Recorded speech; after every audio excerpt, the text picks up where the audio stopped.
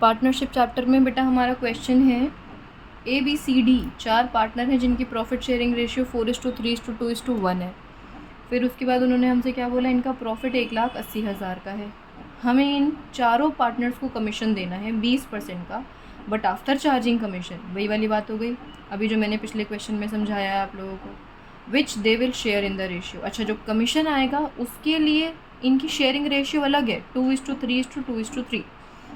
चलो आओ देखो, क्वेश्चन है कि नेट प्रॉफिट इनका हमें गिवन है 1,80,000।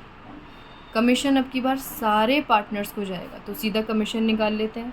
1,80,000 का कितना निकालना है हमें, 20% निकालना है, बट आफ्टर चार्जिंग कमीशन है, तो मैं क्या कर दूँ, 120 कर दिया मैंने। देखो लो, ये और ये गए अच्छे, 6 से 1 काटोगे तो आप सीधा आंसर आ जाएगा 30,000।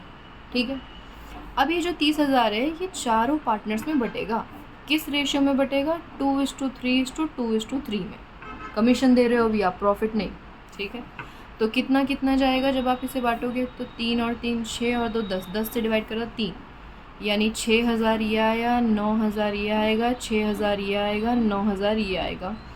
मैं आप लोगों को प्रॉफिट डिस्ट्रीब्यूशन आता है ऐसा मान रही हूँ।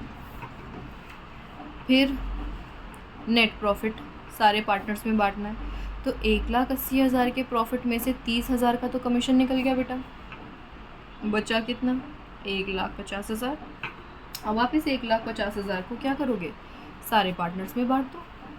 हालांकि आप इस काम को P&L एप्रोप्रिएशन बना के भी कर सकते थे, लेकिन क्वेश्चन ने हमें बोला नहीं तो हमने ऐसे ही प्रेजेंट कर दिया।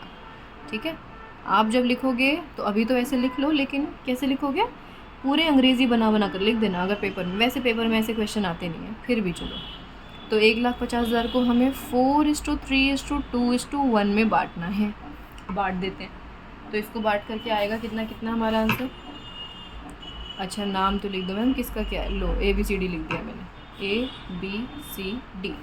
तो A के हिस्से में गए 60,000, B के हिस्से में गए 45,000, C के हिस्से में गए 30,000 और D के हिस्से में पहुंच गए 15,000।